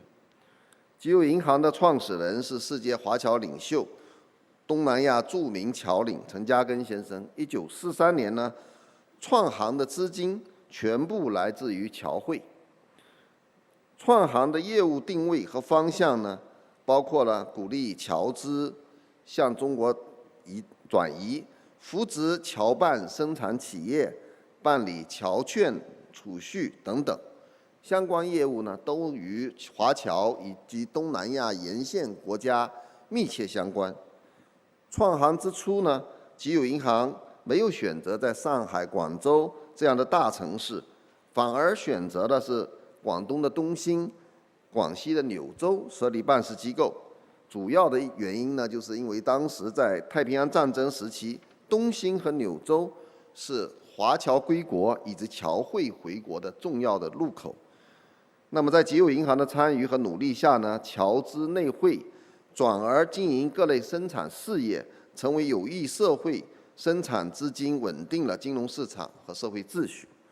抗战胜利以后呢，集友银行总部搬迁到香港，借由深厚的华侨基础和人脉，成为南洋华侨与中国之间的超级联系人。时至今日，集友银行将自身的华侨基因与“一带一路”倡议相融合，特别注重加强沿线国家和地区侨团侨社的联系，开展多方位的服务，助力“一带一路”沿线国家的发展。集友银行长期注重与东南亚华人华侨的文化融合、情感联络，共同缅怀先贤事迹，共同培养后备俊才，成为“一带一路”的新联通做出了贡献。集友银行每年都会出访东南亚的主要国家，拜访当地的主要华人商会、同乡、宗亲团体等，在当地参观、支持和举办先贤事迹展览。集友银行尤其重视华人华侨的后备培养，近5年累计资助了东南亚留学生1000多名，开展壮丽70年加根精神伴我行的征文比赛、加根印象、留学生眼中的加根先生摄影比赛等丰富多彩特色活动，举办了多届的国际中学生陈加根常识比赛，提升了华侨大学生、中学生民族认同感和自信心，引起海内外社会各界的强烈反响。集友银行以此特色化的华侨金融服务为纽带，助力“一带一路”沿线国家的金融联系更加密切。早期，集友银行呢服务漂泊异乡的华侨，帮助他们把一封封带着嘱托和血汗钱的侨批送到家中。现在，集友银行又培养一个个企业走出去，响应“一带一路”的倡议，为他们外出闯荡呢保驾护航。我举2个例子，就是在福建漳州有一家的这个科技公司，在向外发展的过程当中呢，与集友银行合作，通过集友银行的支持，在香港、泰国、印尼投资设厂。其中呢，在泰国已经有较大规模的这个工业园区，是福建“一带一路”海外的一个标杆企业，受到了泰国政府的高度重视。这个就是小而美的一个项目，是新联通的一种标志。那么，深圳的另外一家芯片和智能硬件生产的企业呢，它的技术平台在集友银行的支持下呢，走到了美国、意大利、以色列等海外国家，在国内芯片行业中遭遇卡脖子的情况下呢，获得全球领先芯片原厂授权，代理高端先进芯片。凭借艰难的运作，在困难的时期呢，保持了供货渠道的畅通。今年是集友银行成立的80周年，在崭新的发展时期，将继续秉持专注服务华侨华人、广泛团结侨胞侨眷的初衷和使命，推进华侨金融迈向高质量发展的台阶，以此促进“一带一路”向纵深方向发展。集友银行将努力构建聚侨胞、拓侨道、建侨智、优侨服、树侨牌的5大体系。与此同时，确立了向南看的国际化战略，把目光投向了当年华侨拼搏奋斗过的地方，依托多年来在东南亚华侨中积累的人心和口碑，联络和设立当地机构，为华侨事业、为“一带一路”提供更优质的金融服务。最后呢，我祝愿今天的论坛圆满成功，祝各位领导、同事和嘉宾身体健康，事业顺利，家庭幸福。谢谢大家。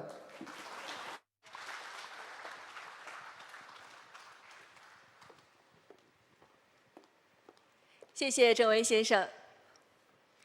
接下来，让我们有请2019年度中国政府友谊奖得主、全球化智库高级研究员、美国学者、作家龙安志先生上台发言。We now give the floor to Mr. Lawrence J. Bram, winner of the 2019 Chinese Government Friendship Award, Senior Research Fellow of the Center for China and Globalization, and an American scholar and writer. Welcome.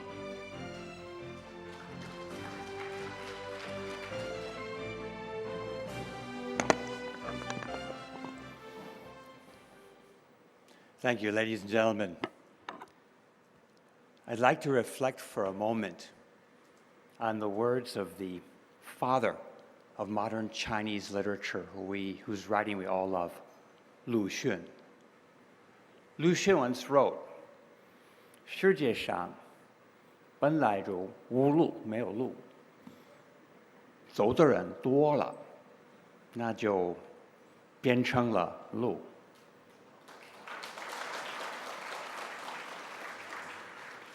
This is what we're talking about today in talking about the Belt and Road. And I'm going to tell you a story about a road. More than 40 years ago, when I was among the very first American students to come to China to study in 1981, we were the first wave. There were no roads. I remember going to Nankai University, where I was studying, from Beijing, and it took 4 to 5 hours on a dirt road on a rickety bus, half a day. Today, that same trip takes less than 30 minutes on a high-speed rail on which they serve bottled, healthy, glacial water, bottled at over 5,000 meters above sea level. That tells you about the infrastructure transformation that China has enjoyed and the way people's quality of living has gone from poverty to now hyper-development. Now, I remember very clearly, because I worked as an advisor to a number of China's administrations, and back in the days of Premier Zhu Rongji, as he was trying to marketize a planned economy, the key lay in roads, railway systems, docks, and of course, energy systems. Without roads, without infrastructure, there would be no way to bring investment into China's hinterland, and there'd be no way to bring products out.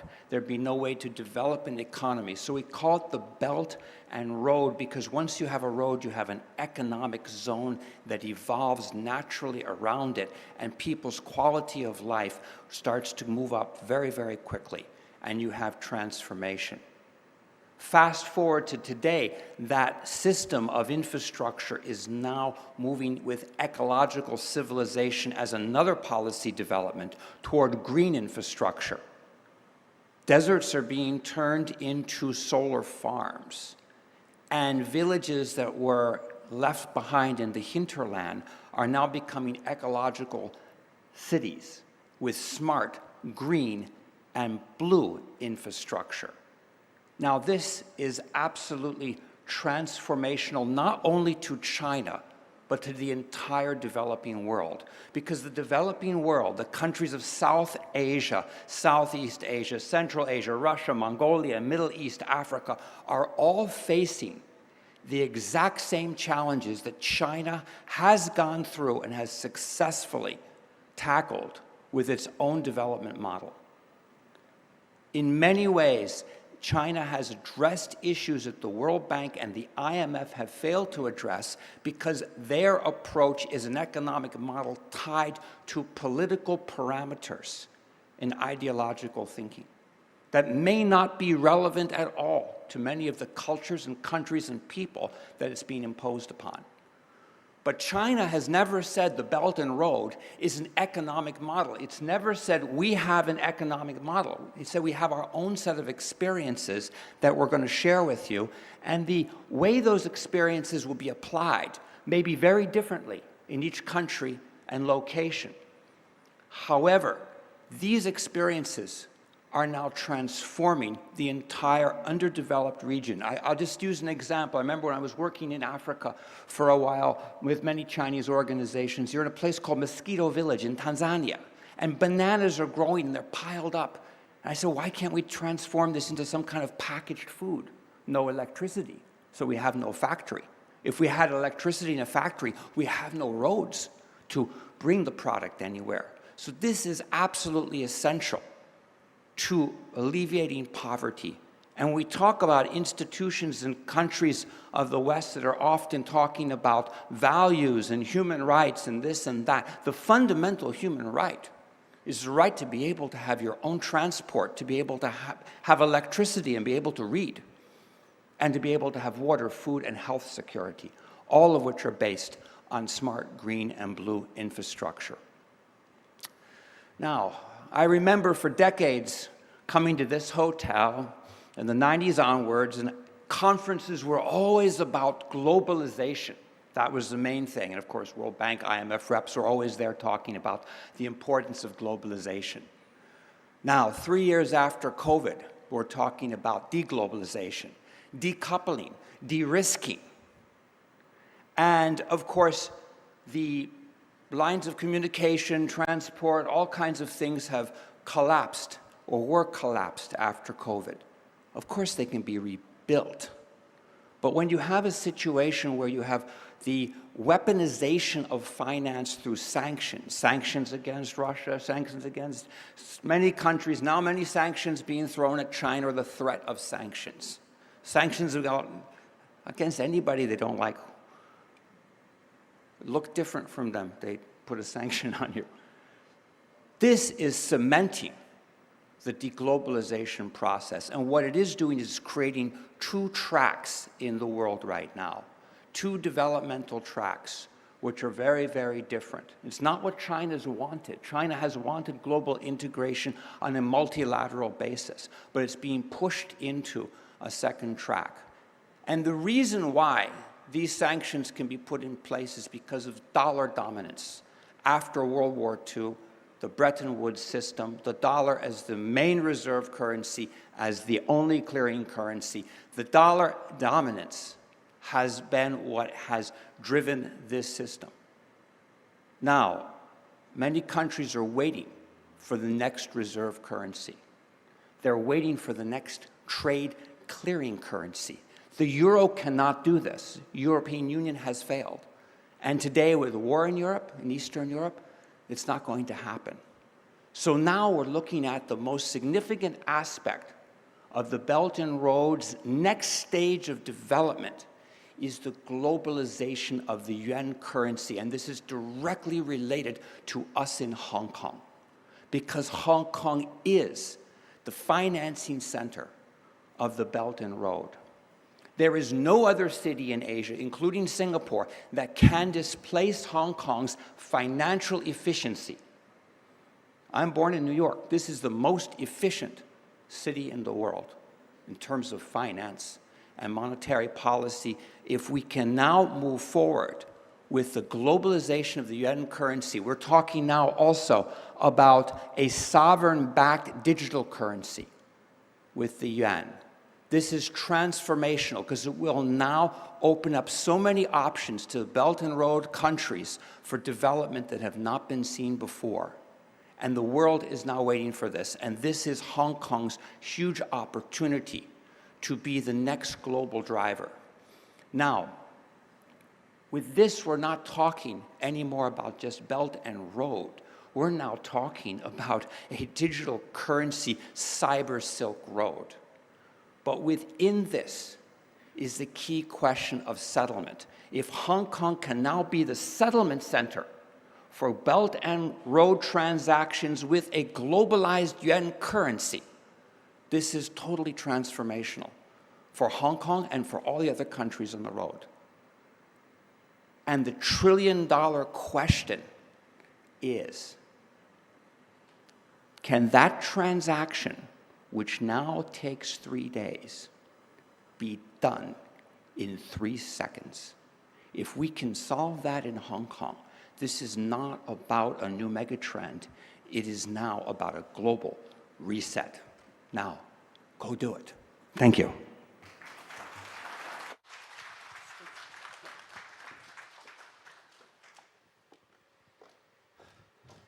Thank you, Mr. Brand, for that unscripted speech. 接下来要掌声有请到的是哈萨克斯坦欧亚国际研究协会中国研究项目主任安童布加延科先生上台发言。We now give the floor to Mr. Anton Bugayenko, Director of Chinese Research Projects at the Research Institute of EU IEC in Kazakhstan. Welcome. Thank you. Dear participants, good morning. Thank you for inviting me to explain how we in Kazakhstan looks BRI and its perspective. I will briefly explain 3 pillars of BRI: geopolitics, economics, and the global governance. So, geopolitics. This year marks 10 years since Xi Jinping proclaimed BRI in Kazakhstan capital Astana.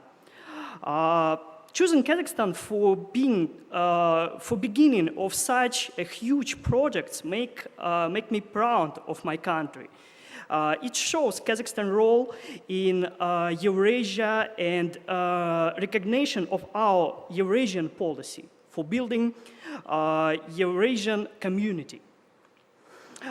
BRI proposed by Chinese leadership was very expected in Kazakhstan and in the rest of the Central Asia.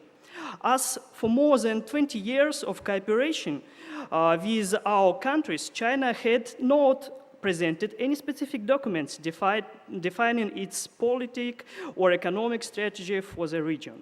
And now we got not only strategy, but a view of growing the way to build up Eurasian community. The very background of BRI. For 20 years, we have laid the foundation: trade relations, political cooperation. Same time, China need BRI. The previous strategy, joint development with Russia in Central Asia, this strategy was failed. Economic initiatives in Shanghai Cooperation Organizations did not work. The creation of Eurasian Economic Union created Central Asia ties with China at that time. So Beijing came up with its own way, not to stop cooperation with Central Asia, but also not a confrontation with Russia. BRI let China's presence in the region be structured and goal setting. Without this, China's presence in Central Asia would be disorganized and reduced by the organized strategies of other great powers. In the new period, BRI led to the institutionalization of cooperation between China and Central Asia. The result is what we showed just last month, C5+1 format. Kazakhstan position in BRI. From the starting of Belt and Road Initiative, Kazakhstan was singularized by Beijing as a key element of the initiative. Kazakhstan was chosen for the start of Belt and Road Initiative for important reasons. First, Kazakhstan is the most stable state of the Central Asia, which has both political and economic potential to become partner. Second, transit opportunities. The vast territory of Kazakhstan allows projections with across of all Eurasia. It's Russia, Caspian Sea, Caucasus, Iran, even South Asia. Number 3, a favorable investment climate. We started our reforms much earlier than our neighbors. Number 4, and I think it's most important, ideas. Kazakhstan foreign policy concept is Eurasianism. It is very complementary to the idea of community of common destiny of Xi Jinping.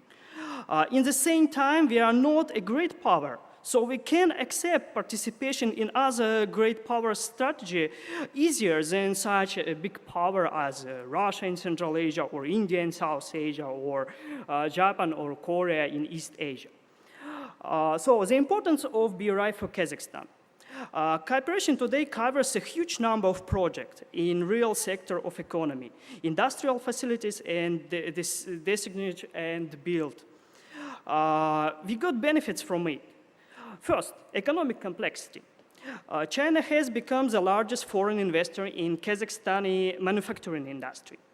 Before BRI, China had not invested in manufacturing at all. But now we accumulated over $2–3 billion of Chinese companies' investments in Kazakhstan middle-sized manufacturing industry. We are also increasing the processing of metallurgy and oil products. Second, export diversification. We're exporting more non-oil goods to huge Chinese market. This is products of metallurgy and agriculture. Number 3, development of all regions of the country. New enterprises of Chinese companies established almost in all regions of Kazakhstan, not concentrated only in Almaty and Astana or oil field regions. This reduced the problem of concentration of FDI in the capitals. Number 4, development of transport infrastructure. The construction of roads has increased mid-range trade between southern Kazakhstan, Xinjiang, Kyrgyzstan, and Uzbekistan. This helped grow our middle and small business. During transport roads, we are also gaining access throughout China to a huge market of Asia-Pacific region, and even not only export goods, but also for establishing other finance ties through China. Global governance. I would like to explain it from constructivism perspective. The BRI is not just China's Marshall Plan or China's neoliberalism actions in international relations. Beijing, through the BRI, constructs the world around China.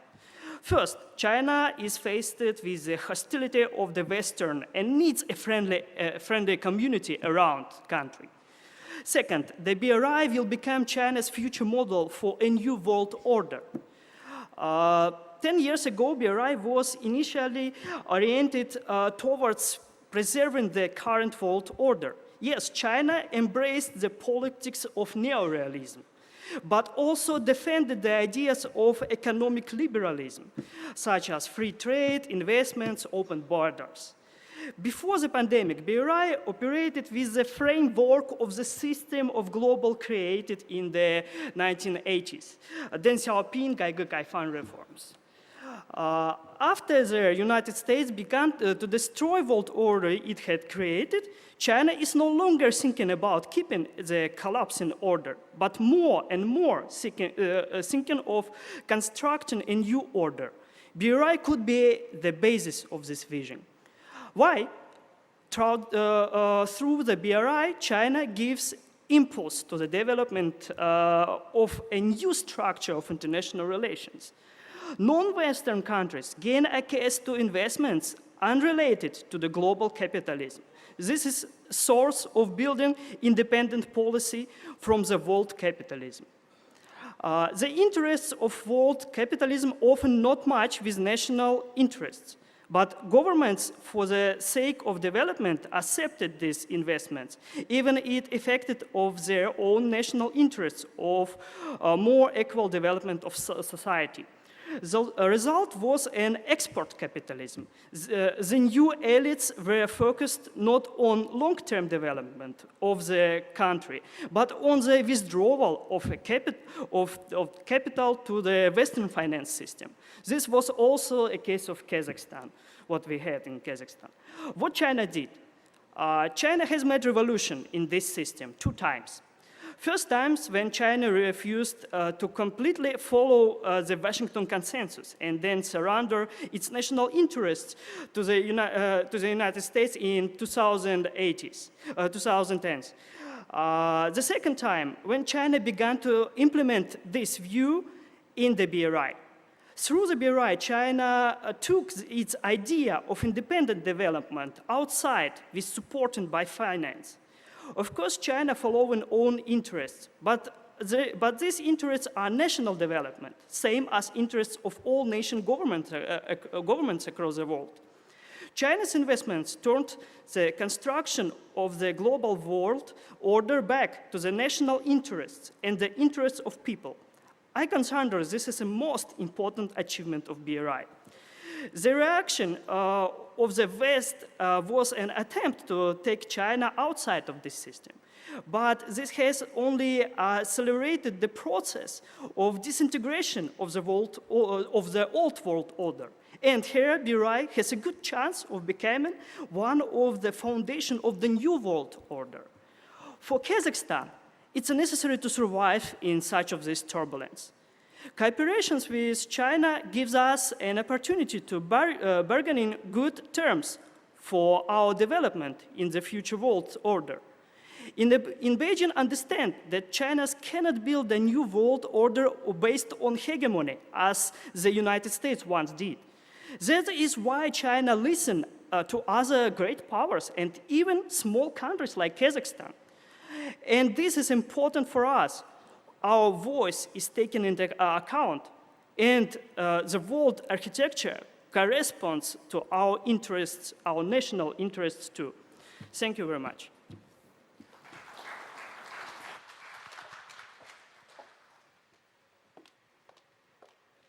Thank you very much, Mr. Bugayenko, for that speech.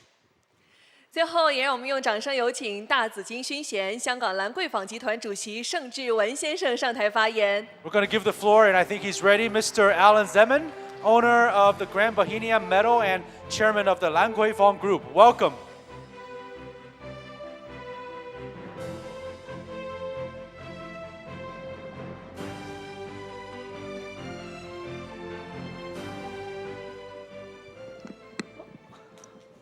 Honorable guests, my fellow speakers, ladies and gentlemen, normally I don't write a speech. Normally I speak like Lawrence Brahm did, off the cuff, but because Bohemia needed the speech translated beforehand, so it's my first time I'm going to read a speech out, but I will also interject. It's my pleasure to speak to you today about one of the most ambitious infrastructure projects in modern history, the Belt and Road Initiative. Launched in 2013 by China's President Xi Jinping, the initiative aims to build a vast network of transportation, energy, and telecommunications infrastructure across Asia, Europe, and Africa. Today, I'd like to discuss the decade of achievements of the Belt and Road Initiative and the prospects for high-quality development. And before I go on to the next project, this is so important for China, because China is now changing, going from what previous was a West and East globalization model, which has now fallen apart, of course, as we've seen. It is now dependent on China, with this Belt and Road, really having new partners, new people, developing new energy together, and China can then grow stronger and stronger. Over the last decade, time after time, the Belt and Road Initiative has proven to be one of the most significant initiatives, not just for China, but for the international society as a whole, except the West. Since its launch, the initiative has made significant progress in connecting countries and regions through infrastructure development, trade, and investment. According to data from the Chinese Ministry of Commerce, by the end of 2020, China had signed 201 cooperation agreements with 138 countries, 31 international organizations, with a total investment of over $4 trillion. And this presents a whole new world for China. It opens up a whole new marketplace. And it increases a lot of these underdeveloped countries who really can prosper with being closer to China. One of the key achievements of the Belt and Road Initiative is the construction of new infrastructure that has opened up trade routes and boosted economic growth in participating countries. For example, the China-Pakistan Economic Corridor, which is a flagship project of the initiative, has made significant progress in building highways, railways, and ports, which has led to the development of special economic zones and industrial parks in Pakistan. Similarly, the construction of the Mombasa-Nairobi standard gauge railway in Kenya has significantly reduced transportation costs and boosted economic activity in the region. And as these countries become stronger because of the help of the Belt and Road, it only benefits trade with China and development with China, and you will have a whole new world. If you look into the next 50 years, it'll be a different world from today. China can only get stronger and stronger. The Belt and Road Initiative has also contributed to the development of green and sustainable infrastructure, which is so important in today's world.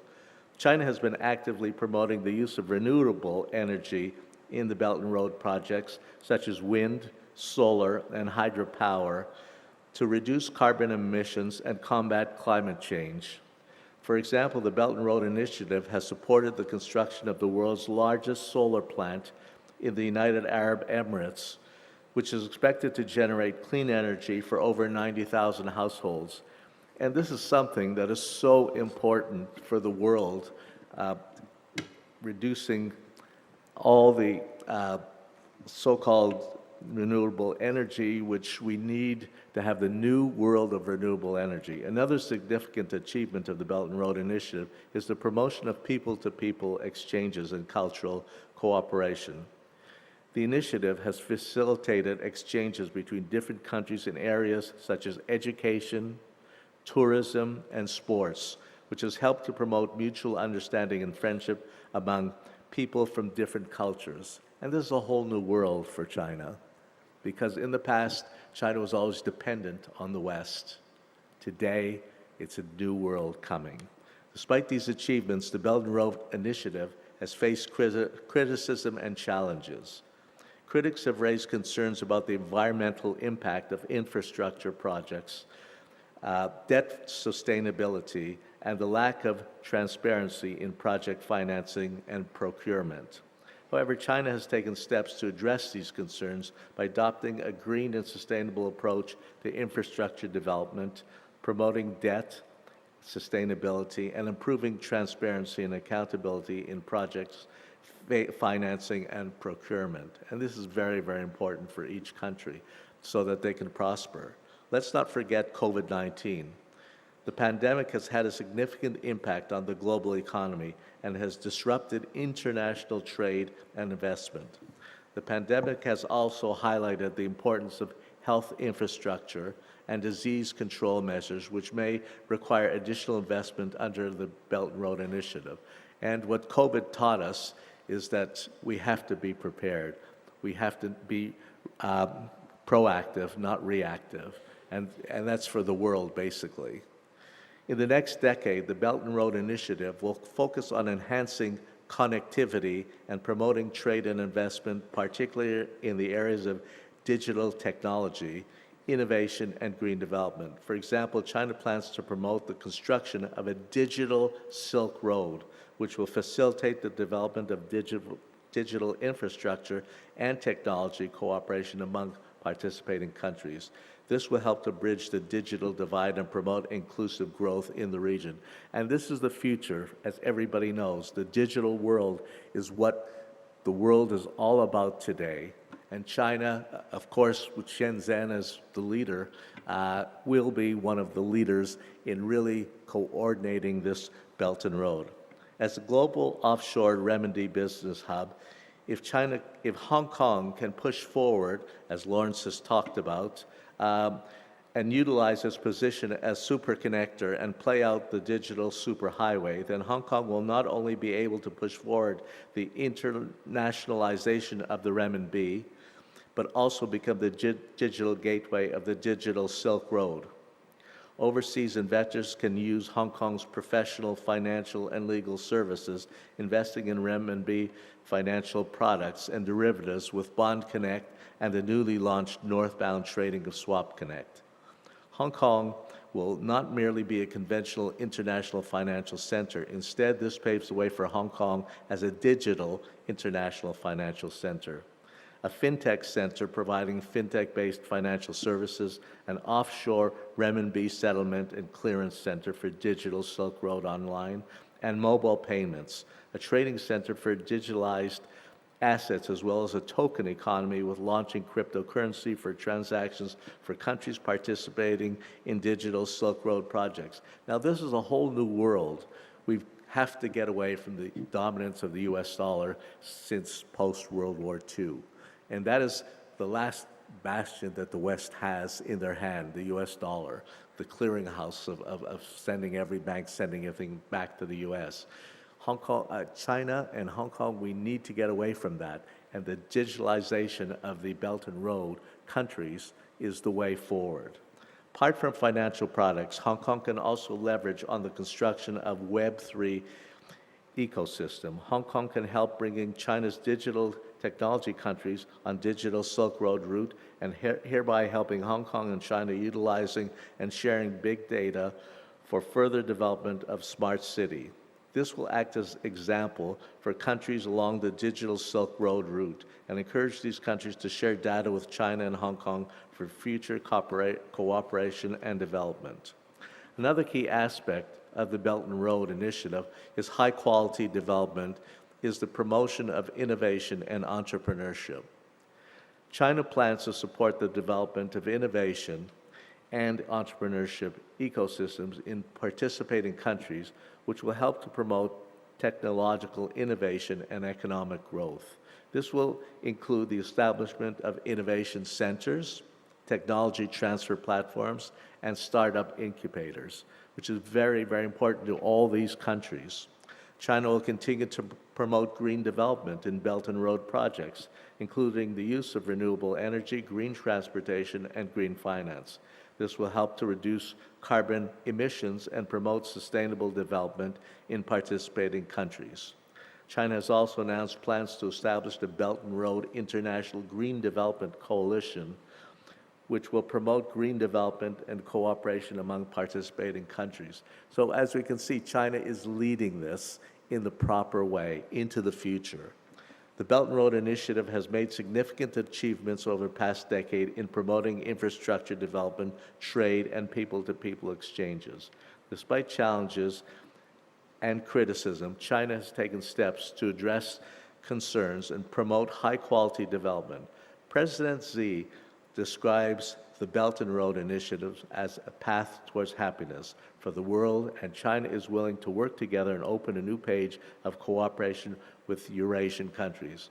And just for myself speaking, we are very, very lucky to have President Xi as the head of China. I mean, he has really changed China and really made it a dynamic country and will lead the world. I say within the next 5 years, China will not be number 2 economy in the world, be number 1 in the world. And trust me, I'm usually right. Looking ahead, the Belt and Road Initiative will focus on enhancing connectivity, promoting green development, and fostering innovation and entrepreneurship. By pursuing these goals, the Belt and Road Initiative has the potential to promote sustainable and inclusive growth in participating countries and contribute to the development of a more interconnected, prosperous world. And all I can say is the future is in China's hands for the world. Thank you very, very much.